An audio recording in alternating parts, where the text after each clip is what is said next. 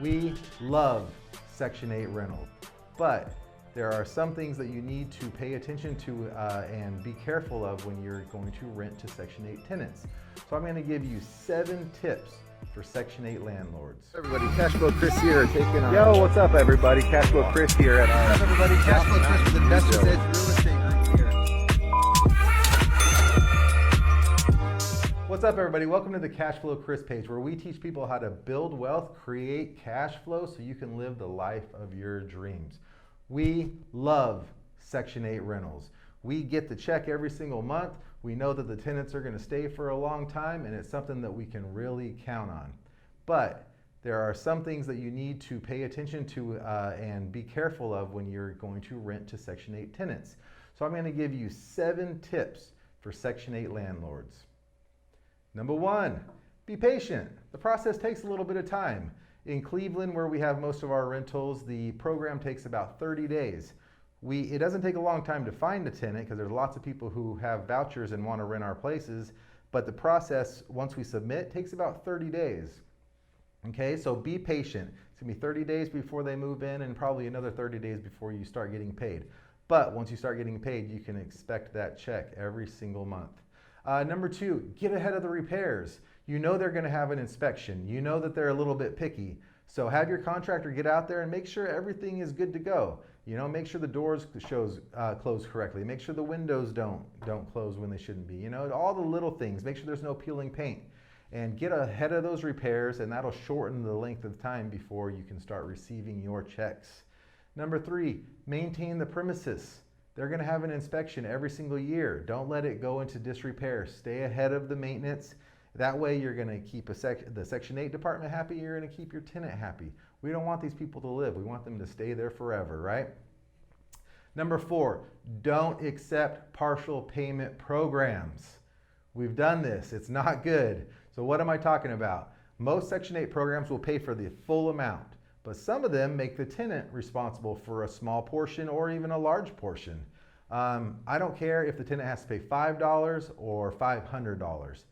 Don't do it. Don't take it. It's very hard to collect from a Section 8 tenant. I don't care if it's only $5 or $10. It's difficult to collect. And then you've already accepted a partial payment from the Section 8 department, so it could get a little bit tricky if you want to start evicting because they're not paying their portion. So definitely stay away.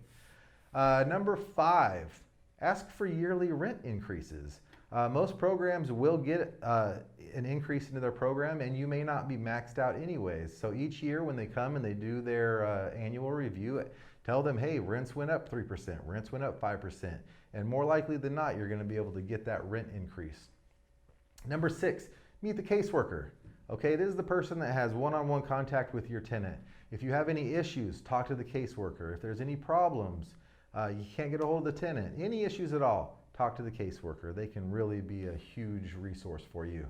And number 7, you gotta have the conversation, okay?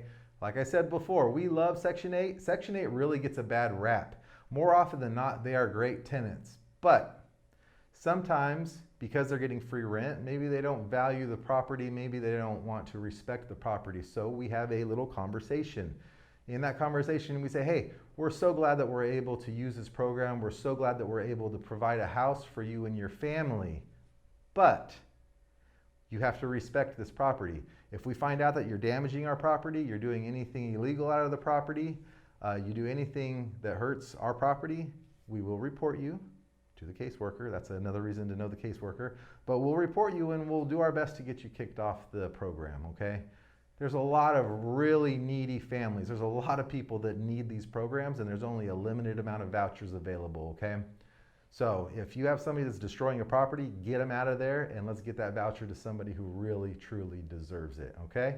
Now, are you a Section 8 landlord? These were my 7 tips. I'm sure there's a lot more great tips out there from Section 8 landlords. So if you are one, leave it in the comments, you know, let us know, let myself and other people know what are your tips when renting to a Section 8 tenant. I hope this video created value. I hope you enjoyed it. If you did, give us a like, definitely share it, and then subscribe, and you'll see lots more content just like this.